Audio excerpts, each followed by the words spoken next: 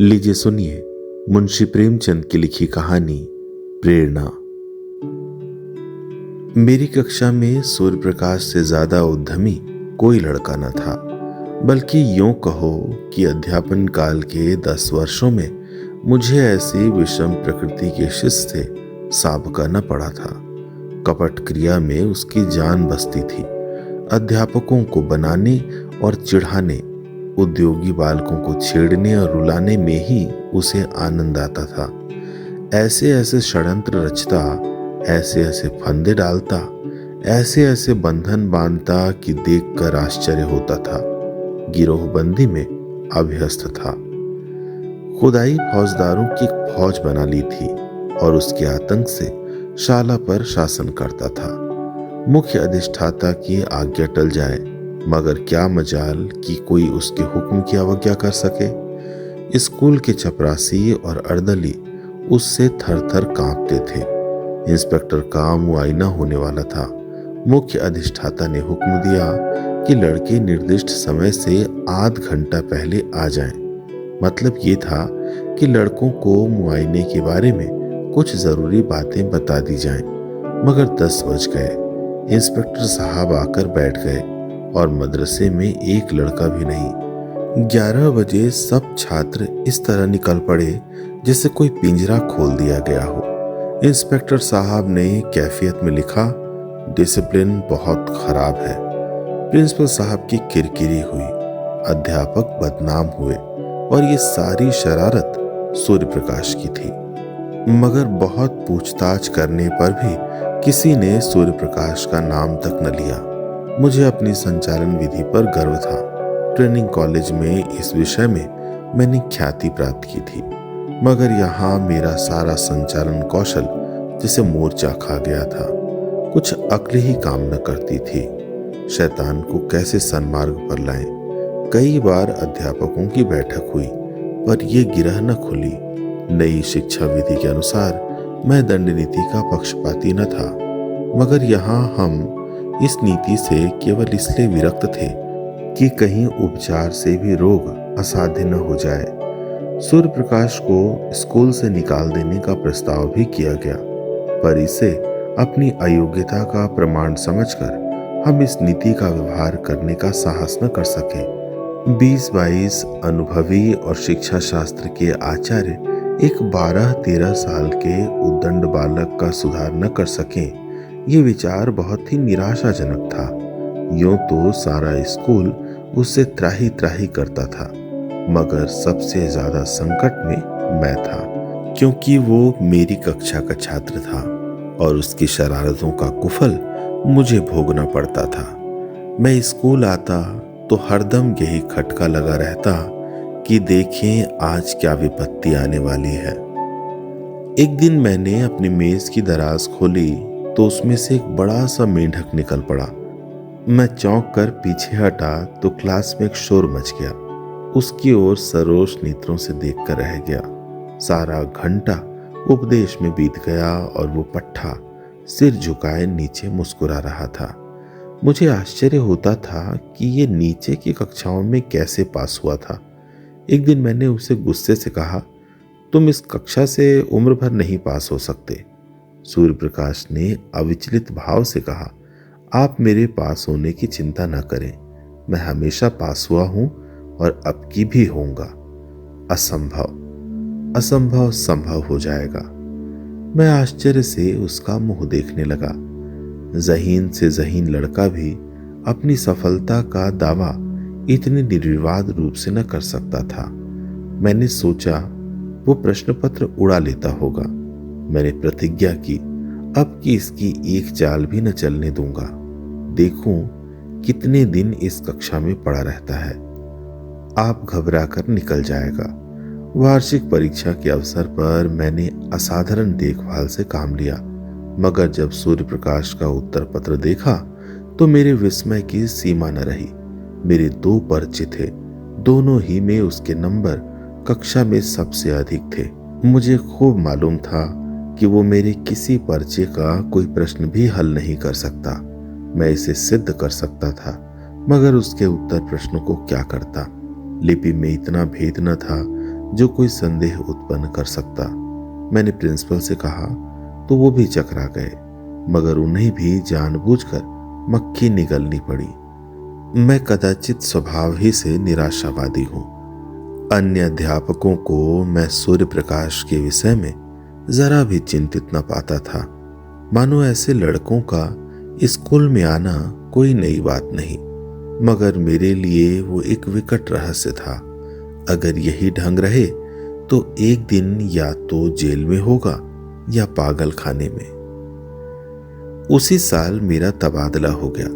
यद्यपि यहाँ का जलवायु मेरे अनुकूल था, प्रिंसिपल और अन्य अध्यापकों से मैत्री हो गई थी, मगर मैं अपने तबादले से खुश हुआ, क्योंकि सूर्य प्रकाश मेरे मार्ग का कांटा न रहेगा। लड़कों ने मुझे विदाई की दावत दी और सब के सब स्टेशन तक पहुंचाने आए। उस वक्त सभी लड़के आंखों में आंसू भरे हुए थे। मैं भी अपने आंसुओं को न रोक सका। सहसा मेरी निगाह सूर्य प्रकाश पर पड़ी, जो सबसे पीछे लज्जित खड़ा था। मुझे ऐसा मालूम हुआ कि उसकी आंखें भी भीगी थी। मेरा जी बार बार चाहता था कि चलते चलते उससे दो चार बातें कर लूं। शायद वो भी मुझसे कुछ कहना चाहता था, मगर न मैंने पहले बातें की न उसने। हालांकि मुझे बहुत दिनों तक इसका खेद रहा। उसकी झिझक तो क्षमा की योग्य थी, पर मेरा अवरोध अक्षम्य था। संभव था उस करुणा और ग्लानि की दशा में मेरी दो चार निष्कपट बातें उसके दिल पर असर कर जाती, मगर इन्हीं खोए हुए अवसरों का नाम तो जीवन है। गाड़ी मंद गति से चली। लड़के कई कदम तक उसके साथ दौड़े। मैं खिड़की के बाहर सिर निकाले खड़ा था। कुछ देर मुझे उनके हिलते हुए रुमाल नजर आए, फिर वे रेखाएं आकाश में विलीन हो गईं। मगर एक अल्पकाय मूर्ति अब भी प्लेटफार्म पर खड़ी थी। मैंने अनुमान किया वो सूर्य प्रकाश है। उस समय मेरा हृदय किसी विकल कैदी की भांति घृणा, मालिन्य और उदासीनता के बंधनों को तोड़ तोड़कर उसके गले मिलने के लिए तड़प उठा। नए स्थान की नई चिंताओं ने बहुत जल्द मुझे अपनी ओर आकर्षित कर लिया। पिछले दिनों की याद एक हसरत बनकर रह गई। न किसी का कोई खत आया, न मैंने कोई खत लिखा। शायद दुनिया का यही दस्तूर है। वर्षा के बाद वर्षा की हरियाली कितने दिनों तक रहती है।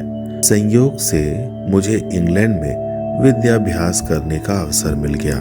वहां 3 साल लग गए। वहां से लौटा तो एक कॉलेज का प्रिंसिपल बना दिया गया। ये सिद्धि मेरे लिए बिल्कुल आशातीत थी। मेरी भावना स्वप्न में भी इतनी दूर न उड़ी थी, किंतु पदलिप्सा अब किसी और भी ऊंची डाली पर आश्रय लेना चाहती थी। शिक्षा मंत्री से रब्त जब्त पैदा किया। मंत्री महोदय मुझ पर कृपा रखते थे, मगर वास्तव में शिक्षा के मौलिक सिद्धांतों का उन्हें ज्ञान न था। मुझे पाकर उन्होंने सारा भार मेरे ऊपर डाल दिया। घोड़े पर वो सवार थे, लगाम मेरे हाथ में थी। फल ये हुआ कि उनके राजनीतिक विपक्षियों से मेरा विरोध हो गया। मुझ पर जा बेजा आक्रमण होने लगे। मैं सिद्धांत रूप से अनिवार्य शिक्षा का विरोधी हूँ। मेरा विचार है कि हर एक मनुष्य की उन विषयों से ज्यादा स्वाधीनता होनी चाहिए जिनका उससे निज का संबंध है। मेरा विचार है कि यूरोप में अनिवार्य शिक्षा की जरूरत है, भारत में नहीं। भौतिकता पश्चिमी सभ्यता का मूल तत्व है। वहां किसी काम की प्रेरणा आर्थिक लाभ के आधार पर होती है। जिंदगी की जरूरत ज्यादा है, इसलिए जीवन संग्राम भी अधिक भीषण है। माता पिता भोग के दास होकर बच्चों को जल्द से जल्द कुछ कमाने पर मजबूर करते हैं। इसकी जगह कि वो मद का त्याग करके 1 शिलिंग रोज की बचत कर लें, वे अपने कमसिन बच्चों को 1 शिलिंग की मजदूरी करने के लिए दबाएंगे। भारतीय जीवन में सात्विक सरलता है। हम उस वक्त तक अपने बच्चों से मजदूरी नहीं कराते जब तक कि परिस्थिति हमें विवश न कर दे। दरिद्र से दरिद्र हिंदुस्तानी मजदूर भी शिक्षा के उपकारों का कायल है। उसके मन में यह अभिलाषा होती है कि मेरा बच्चा 4 अक्षर पढ़ जाए। इसलिए नहीं कि उसे कोई अधिकार मिलेगा, बल्कि केवल इसलिए कि विद्या मानवीय शील का एक श्रृंगार है। अगर ये जानकर भी वो अपने बच्चे को मदरसे नहीं भेजता तो समझ लेना चाहिए कि वो मजबूर है।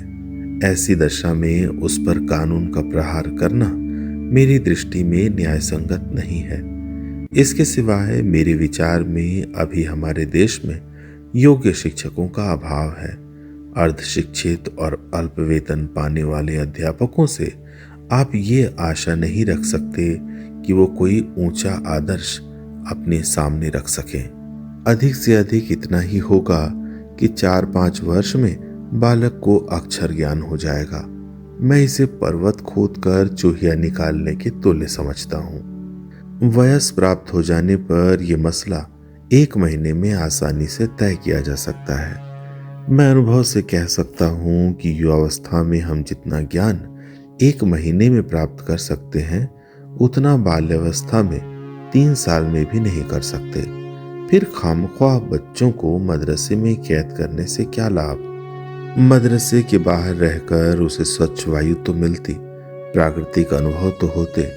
पाठशाला में बंद करके तो आप उसके मानसिक और शारीरिक दोनों विधानों की जड़ काट देते हैं।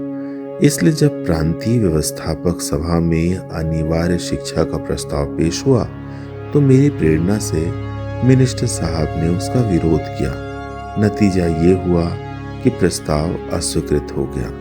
फिर क्या था, मिनिस्टर साहब की ओर मेरी वो ले दे शुरू हुई कि कुछ न पूछिए। व्यक्तिगत आक्षेप किए जाने लगे। मैं गरीब की बीवी था, मुझे ही सबकी भाभी बनना पड़ा। मुझे देशद्रोही, उन्नति का शत्रु और नौकरशाही का गुलाम कहा गया। मेरे कॉलेज में जरा सी भी बात कोई होती तो काउंसिल में मुझ पर वर्षा होने लगती। मैंने एक चपरासी को पृथक किया। सारी काउंसिल पंजे झाड़कर मेरे पीछे पड़ गई। आखिर मिनिस्टर साहब को मजबूर होकर उस चपरासी को बहाल करना पड़ा। ये अपमान मेरे लिए असह्य था। शायद कोई भी इसे सहन न कर सकता। मिनिस्टर साहब से मुझे शिकायत नहीं, वो मजबूर थे। हाँ, इस वातावरण में काम करना मेरे लिए दुस्साध्य हो गया। मुझे अपने कॉलेज के आंतरिक संगठन का भी अधिकार नहीं। अमुक क्यों नहीं परीक्षा में भेजा गया, अमुक के बदले अमुक को क्यों नहीं छात्रवृत्ति दी गई, अमुक अध्यापक को अमुक कक्षा क्यों नहीं दी जाती, इस तरह के सारहीन आक्षेपों ने मेरी नाक में दम कर दिया था। इस नई चोट ने कमर तोड़ दी। मैंने इस्तीफा दे दिया। मुझे मिनिस्टर साहब से इतनी आशा अवश्य थी कि वो कम से कम इस विषय में न्यायपरायणता से काम लेंगे, मगर उन्होंने न्याय की जगह नीति को मान्य समझा और मुझे कई साल की भक्ति का ये फल मिला कि मैं पदच्युत कर दिया गया। संसार का ऐसा कटु अनुभव मुझे अब तक न हुआ था। ग्रह भी कुछ बुरे आ गए थे। उन्हीं दिनों पत्नी का देहांत हो गया। अंतिम दर्शन भी न कर सका। संध्या समय नदी तट पर सैर करने गया था। वो कुछ अस्वस्थ थी। लौटा तो उनकी लाश मिली। कदाचित हृदय की गति बंद हो गई थी। इस आघात ने कमर तोड़ दी। माता के प्रसाद और आशीर्वाद से बड़े बड़े महान पुरुष कृतार्थ हो गए हैं। मैं जो कुछ हुआ पत्नी के प्रसाद और आशीर्वाद से हुआ। वो मेरे भाग्य की विधात्री थी। कितना अलौकिक त्याग था, कितना विशाल धैर्य। उनके माधुर्य में तीक्ष्णता का नाम भी न था। मुझे याद नहीं आता कि मैंने कभी उनकी भ्रुकुटी संकुचित देखी हो। वो निराश होना तो जानती ही न थी। मैं कई बार सख्त बीमार पड़ा हूँ। वैद्य निराश हो गए हैं, पर वो अपने धैर्य और शांति से अणुमात्र भी विचलित नहीं हुई। उन्हें विश्वास था कि मैं अपने पति के जीवन काल में मरूंगी, और वही हुआ भी। मैं जीवन में अब तक उन्हीं के सहारे खड़ा था। जब वो अवलंब ही न रहा तो जीवन कहाँ रहता। खाने और सोने का नाम जीवन नहीं है। जीवन नाम है सदैव आगे बढ़ते रहने की लगन का। ये लगन गायब हो गई। मैं संसार से विरक्त हो गया और एकांतवास में जीवन के दिन व्यतीत करने का निश्चय करके एक छोटे से गांव में जा बसा। चारों तरफ ऊंचे ऊंचे टीले थे, एक ओर गंगा बहती थी। मैंने नदी के किनारे एक छोटा सा घर बना लिया और उसी में रहने लगा। मगर काम करना तो मानवीय स्वभाव है, बेकारी में जीवन कैसे कटता। मैंने एक छोटी सी पाठशाला खोल ली। एक वृक्ष की छांव में गांव के लड़कों को जमा कर कुछ पढ़ाया करता था। उसकी यहाँ इतनी ख्याति हुई कि आसपास के गांव के छात्र भी आने लगे। एक दिन मैं अपनी कक्षा को पढ़ा रहा था कि पाठशाला के पास एक मोटर आकर रुकी और उसमें से उस जिले के डिप्टी कमिश्नर उतर पड़े। मैं उस समय केवल एक कुर्ता और धोती पहने हुए था। इस वेश में एक हाकिम से मिलते हुए शर्म आ रही थी। डिप्टी कमिश्नर मेरे समीप आए तो मैंने झेपते हुए हाथ बढ़ाया, मगर वो मुझसे हाथ मिलाने के बदले मेरे पैरों की ओर झुके और उन पर सिर रख दिया। मैं कुछ ऐसा सिटपिटा गया कि मेरे मुंह से एक शब्द भी न निकला। मैं अंग्रेजी अच्छे लिखता हूँ, दर्शन शास्त्र का भी आचार्य हूँ, व्याख्यान भी अच्छे दे लेता हूँ, मगर इन गुणों में एक भी श्रद्धा की योग्य नहीं। श्रद्धा तो ज्ञानियों और साधुओं ही के अधिकार की वस्तु है। अगर मैं ब्राह्मण होता तो एक बात थी, हालांकि एक सिविलियन का किसी ब्राह्मण के पैरों पर सिर रखना अचिंतनीय है। मैं अभी इसी विस्मय में पड़ा हुआ था कि डिप्टी कमिश्नर ने सिर उठाया और मेरी तरफ देखकर कहा, आपने शायद मुझे पहचाना नहीं। इतना सुनते ही मेरे स्मृति नेत्र खुल गए। बोला, आपका नाम सूर्य प्रकाश तो नहीं है? जी हाँ, मैं आपका वही अभागा शिष्य हूं। 12-13 वर्ष हो गए। सूर्य प्रकाश ने मुस्कुरा कर कहा, अध्यापक लड़कों को भूल जाते हैं पर लड़के उन्हें हमेशा याद रखते हैं। मैंने उसी विनोद के भाव से कहा, तुम जैसे लड़कों को भूलना असंभव है। सूर्य प्रकाश ने विनीत स्वर में कहा, उन्हीं अपराधों को क्षमा कराने के लिए सेवा में आया हूं। मैं सदैव आपकी खबर लेता रहता था। जब आप इंग्लैंड गए तो मैंने आपके लिए बधाई का पत्र लिखा पर उसे भेज न सका। जब आप प्रिंसिपल हुए मैं इंग्लैंड जाने को तैयार था। वहां मैं पत्रिकाओं में आपके लेख पढ़ता रहता था। जब लौटा तो मालूम हुआ कि आपने इस्तीफा दे दिया और कहीं देहात में चले गए हैं। इस जिले में आए मुझे 1 वर्ष से अधिक हुआ, पर इसका जरा भी अनुमान न था कि आप यहाँ एकांत सेवन कर रहे हैं। इस उजाड़ गांव में आपका जी कैसे लगता है? इतनी ही अवस्था में आपने वानप्रस्थ ले लिया। मैं नहीं कह सकता कि सूर्य प्रकाश की उन्नति देखकर मुझे कितना आश्चर्यमय आनंद हुआ। अगर वो मेरा पुत्र होता तो भी इससे अधिक आनंद न होता। मैं उसे अपने झोपड़े में लाया और अपनी राम कहानी कह सुनाई। सूर्य प्रकाश ने कहा, तो ये कहिए कि आप अपने ही एक भाई के विश्वासघात के शिकार हुए। मेरा अनुभव तो अभी बहुत कम है, मगर इतने ही दिनों में मुझे मालूम हो गया है कि हम लोग अभी अपनी जिम्मेदारियों को पूरा करना नहीं जानते। मिनिस्टर साहब से भेंट हुई तो पूछूंगा कि यही आपका धर्म था। मैंने जवाब दिया, भाई उनका दोष नहीं। संभव है इस दशा में मैं भी वही करता जो उन्होंने किया। मुझे अपनी स्वार्थ लिप्सा की सजा मिल गई और उसके लिए मैं उनका ऋणी हूँ। बनावट नहीं, सत्य कहता हूँ कि यहाँ मुझे जो शांति है वो और कहीं न थी। इस एकांत जीवन में मुझे जीवन के तत्वों का वो ज्ञान हुआ जो संपत्ति और अधिकार की दौड़ में किसी तरह संभव न था। इतिहास और भूगोल के पौधे चाटकर और यूरोप के विद्यालयों की शरण जाकर भी मैं अपनी ममता को न मिटा सका, बल्कि ये रोग दिन दिन और भी असाध्य होता जाता था। आप सीढ़ियों पर पांव रखे बगैर छत की ऊंचाई तक नहीं पहुंच सकते। संपत्ति की अट्टालिका तक पहुंचने में दूसरों की जिंदगी ही जीनों का काम देती है। आप कुचल कर ही लक्ष्य तक पहुंच सकते हैं। वहां सौजन्य और सहानुभूति का स्थान ही नहीं। मुझे ऐसा मालूम होता है कि उस वक्त मैं हिंस्र जंतुओं से घिरा हुआ था और मेरी सारी शक्ति अपनी आत्मरक्षा में ही लगी रहती थी। यहाँ मैं अपने चारों ओर संतोष और सरलता देखता हूँ। मेरे पास जो लोग आते हैं कोई स्वार्थ लेकर नहीं आते और न मेरी सेवाओं में प्रशंसा या गौरव की लालसा है। ये कहकर मैंने सूर्य प्रकाश के चेहरे की ओर गौर से देखा। कपट मुस्कान की जगह ग्लानि का रंग था।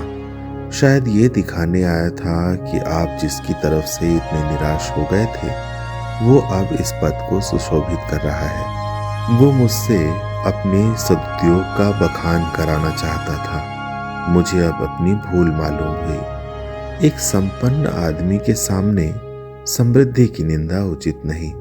मैंने तुरंत बात पलट कर कहा, मगर तुम अपना हाल तो कहो, तुम्हारी ये काया पलट कैसे हुई? तुम्हारी शरारतों को याद करता हूं तो अब भी रोए खड़े हो जाते हैं। किसी देवता के वरदान के सिवा और तो कहीं ये विभूति न प्राप्त हो सकती थी। सूर्य प्रकाश ने मुस्कुरा कर कहा, आपका आशीर्वाद था। मेरे बहुत आग्रह करने पर सूर्य प्रकाश ने अपना वृतांत सुनाना शुरू किया। आपके चले जाने के कई दिन बाद मेरा ममेरा भाई स्कूल में दाखिल हुआ। उसकी उम्र 8-9 साल से ज्यादा न थी। प्रिंसिपल साहब उसे हॉस्टल में न लेते थे और न मामा साहब उसके ठहरने का प्रबंध कर सकते थे। उन्हें इस संकट में देखकर मैंने प्रिंसिपल साहब से कहा, उसे मेरे कमरे में ठहरा दीजिए। प्रिंसिपल साहब ने इसे नियम विरुद्ध बतलाया। इस पर मैंने बिगड़कर उसी दिन हॉस्टल छोड़ दिया और एक किराए का मकान लेकर मोहन के साथ रहने लगा। उसकी माँ कई साल पहले मर चुकी थी। इतना दुबला पतला, कमजोर और गरीब लड़का था कि पहले ही दिन से मुझे उस पर दया आने लगी। कभी उसके सिर में दर्द होता, कभी ज्वर हो जाता। आए दिन कोई न कोई बीमारी खड़ी रहती थी। इधर सांझ हुई और झपकियां आने लगी। बड़ी मुश्किल से भोजन करने उठता। दिन चढ़े तक सोया करता और जब तक मैं गोद में उठाकर बिठा न देता उठने का नाम न लेता। रात को बहुधा चौंक कर मेरी चारपाई पर आ जाता, मेरे गले से लिपट कर सोता। मुझे उस पर कभी क्रोध न आता। कह नहीं सकता क्यों मुझे उससे प्रेम हो गया। मैं जहाँ पहले 9 बजे सोकर उठता था अब तड़के उठ बैठता और उसके लिए दूध गर्म करता, फिर उसे उठाकर हाथ मुंह धुलाता और नाश्ता कराता। उसके स्वास्थ्य के विचार से नित्य वायु सेवन को ले जाता। मैं जो कभी किताब लेकर न बैठता था उसे घंटों पढ़ाया करता। मुझे अपने दायित्व का इतना ज्ञान हो गया, इसका मुझे आश्चर्य है। उसे कोई शिकायत हो जाती तो मेरे प्राण नखों में समा जाते।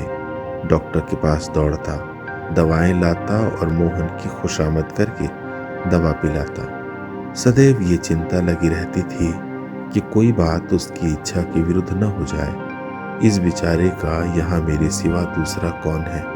मेरे चंचल मित्रों में से कोई उसे चिढ़ाता या छेड़ता तो मेरी त्योरियां बदल जाती थीं। कई लड़के तो मुझे बूढ़ी दाई कहकर चिढ़ाते थे, पर मैं हंसकर टाल देता था। मैं उसके सामने एक अनुचित शब्द भी मुंह से न निकालता।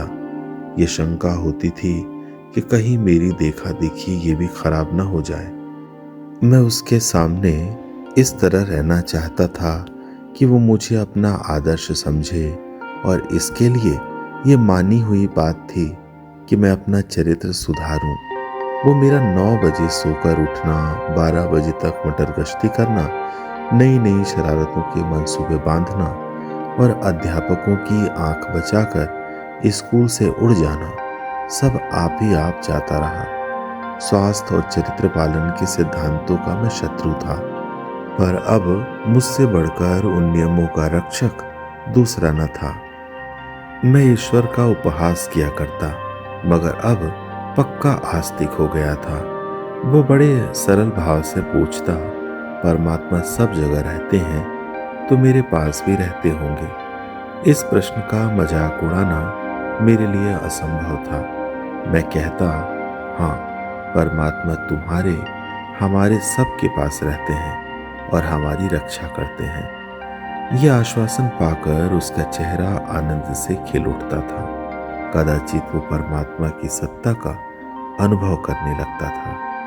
साल ही भर में मोहन कुछ से कुछ हो गया। मामा साहब दोबारा आए तो उसे देखकर चकित हो गए। आंखों में आंसू भरकर बोले, बेटा, तुमने इसको जिला लिया, नहीं तो मैं निराश हो चुका था। इसका पुनीत फल तुम्हें ईश्वर देंगे। इसकी माँ स्वर्ग में बैठी हुई तुम्हें आशीर्वाद दे रही है। सूर्य प्रकाश की आंखें उस वक्त भी सजल हो गई थी। मैंने पूछा, मोहन भी तुम्हें बहुत प्यार करता होगा? सूर्य प्रकाश के सजल नेत्रों में हसरत से भरा हुआ आनंद चमक उठा। बोला, वो मुझे एक मिनट के लिए भी न छोड़ता था। मेरे साथ बैठता, मेरे साथ खाता, मेरे साथ सोता। मैं ही उसका सब कुछ था। आह, वो संसार में नहीं है, मगर मेरे लिए वो अब भी उसी तरह जीता जागता है। मैं जो कुछ हूँ उसी का बनाया हुआ हूँ। अगर वो दैवी विधान की भांति मेरा पथ प्रदर्शक न बन जाता तो शायद आज मैं किसी जेल में पड़ा होता। एक दिन मैंने कह दिया था, अगर तुम रोज नहाना लिया करोगे तो मैं तुमसे न बोलूंगा। नहाने से वो न जाने क्यों जी चुराता था। मेरी इस धमकी का फल ये हुआ कि वो नित्य प्रातः काल नहाने लगा। कितनी ही सर्दी क्यों न हो, कितनी ही ठंडी हवा चले, लेकिन वो स्नान अवश्य करता था। देखता रहता था मैं किस बात से खुश होता हूँ। एक दिन मैं कई मित्रों के साथ थिएटर देखने चला गया। ताकीद कर गया था कि तुम खाना खाकर सो रहना। 3 बजे रात को लौटा तो देखा कि वो बैठा हुआ है। मैंने पूछा, तुम सोए नहीं? बोला, नींद नहीं आई। उस दिन से मैंने थिएटर जाने का नाम न लिया। बच्चों में प्यार की जो एक भूख होती है, दूध, मिठाई और खिलौनों से भी ज्यादा मादक, जो माँ की गोद के सामने संसार की निधि की भी परवाह नहीं करती, मोहन की वो भूख कभी संतुष्ट न होती थी। पहाड़ों से टकराने वाले सारस की आवाज की तरह वो सदैव उसकी नसों में गूंजा करती थी। जैसे भूमि पर फैली हुई लता कोई सहारा पाते ही उससे चिपट जाती है, वही हाल मोहन का था। वो मुझसे ऐसा चिपट गया था कि पृथक किया जाता तो उसके कोमल बेल के टुकड़े टुकड़े हो जाते। वो मेरे साथ 3 साल रहा और तब मेरे जीवन में प्रकाश की एक रेखा डालकर अंधकार में विलीन हो गया। उस जीर्ण काया में कैसे कैसे अरमान भरे हुए थे। कदाचित ईश्वर ने मेरे जीवन में एक अवलंब की सृष्टि करने के लिए उसे भेजा था। उद्देश्य पूरा हो गया तो वो क्यों रहता। गर्मियों की तातील थी। 2 तातीलों में मोहन मेरे ही साथ रहा था। मामा जी के आग्रह करने पर भी घर न आया। अब की कॉलेज के छात्रों ने कश्मीर यात्रा करने का निश्चय किया और मुझे उसका अध्यक्ष बनाया। कश्मीर यात्रा की अभिलाषा मुझे चिरकाल से थी। इसी अवसर को गनीमत समझा। मोहन को मामा जी के पास भेजकर मैं कश्मीर चला गया। 2 महीने के बाद लौटा तो मालूम हुआ मोहन बीमार है। कश्मीर में मुझे बार बार मोहन की याद आती थी और जी चाहता था लौट जाऊं। मुझे उस पर इतना प्रेम है, इसका अंदाज मुझे कश्मीर जाकर हुआ। लेकिन मित्रों ने पीछा न छोड़ा। उसकी बीमारी की खबर पाते ही मैं अधीर हो उठा और दूसरे ही दिन उसके पास जा पहुंचा। मुझे देखते ही उसके पीले और सूखे हुए चेहरे पर आनंद की स्फूर्ति झलक पड़ी। मैं दौड़कर उसके गले से लिपट गया। उसकी आंखों में वो दूरदृष्टि और चेहरे पर वो अलौकिक आभा थी जो मंडराती हुई मृत्यु की सूचना देती है। मैंने आवेश से कांपते हुए स्वर में पूछा, ये तुम्हारी क्या दशा है मोहन? 2 ही महीने में ये नौबत पहुंच गई। मोहन ने सरल मुस्कान के साथ कहा, आप कश्मीर की सैर करने गए थे, मैं आकाश की सैर करने जा रहा हूं।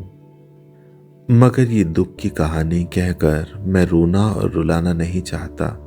मेरे चले जाने के बाद मोहन इतने परिश्रम से पढ़ने लगा मानो तपस्या कर रहा हो। उसे ये धुन सवार हो गई थी कि साल भर की पढ़ाई 2 महीने में समाप्त कर ले और स्कूल खुलने के बाद मुझसे इस श्रम का प्रशंसा रूपी उपहार प्राप्त करे। मैं किस तरह उसकी पीठ ठोकूंगा, शाबाशी दूंगा, अपने मित्रों से बखान करूंगा, इन भावनाओं ने अपने सारे बालोचित उत्साह और तल्लीनता से उसे वशीभूत कर लिया। मामा जी को दफ्तर के कामों से इतना अवकाश कहाँ है कि उसके मनोरंजन का ध्यान रखे। शायद उसे प्रतिदिन कुछ न कुछ पढ़ते देखकर वो दिल में खुश होते थे। उसे खेलते देखकर वो जरूर डांटते, पढ़ते देखकर भला क्या कहते। फल ये हुआ कि मोहन को हल्का हल्का ज्वर आने लगा, किंतु उस दशा में भी उसने पढ़ना न छोड़ा। कुछ और व्यतिक्रम भी हुए। ज्वर का प्रकोप और भी बढ़ा, पर उस दशा में भी ज्वर कुछ हल्का हो जाता तो किताबें देखने लगता था। उसके प्राण मुझ में ही बने रहते थे। ज्वर की दशा में भी नौकरों से पूछता, भैया का पत्र आया, वो कब आएंगे? इसके सिवा और कोई दूसरी अभिलाषा न थी। अगर मुझे मालूम होता कि मेरी कश्मीर यात्रा इतनी महंगी पड़ेगी तो उधर जाने का नाम भी न लेता। उसे बचाने के लिए मुझसे जो कुछ हो सकता था वो मैंने सब किया, किंतु बुखार टाइफाइड था, उसकी जान लेकर ही उतरा। उसके जीवन के स्वप्न मेरे लिए किसी ऋषि के आशीर्वाद बनकर मुझे प्रोत्साहित करने लगे, और ये उसी का शुभ फल है कि आज आप मुझे इस दशा में देख रहे हैं। मोहन की बाल अभिलाषाओं को प्रत्यक्ष रूप में लाकर ये मुझे संतोष होता है कि शायद उसकी पवित्र आत्मा मुझे देखकर प्रसन्न होती हो। यही प्रेरणा थी कि जिसने कठिन से कठिन परीक्षाओं में भी मेरा बेड़ा पार लगाया। नहीं तो मैं आज भी वही मंदबुद्धि सूर्य प्रकाश हूं जिसकी सूरत से आप चिढ़ते थे। उस दिन से मैं कई बार सूर्य प्रकाश से मिल चुका हूं। वो जब इस तरफ आ जाता है तो बिना मुझसे मिले नहीं जाता। मोहन को अब भी वो अपना इष्ट देव समझता है। मानव प्रकृति का ये एक ऐसा रहस्य है जिसे मैं आज तक नहीं समझ सका। आप सुन रहे थे मुंशी प्रेमचंद की लिखी कहानी प्रेरणा।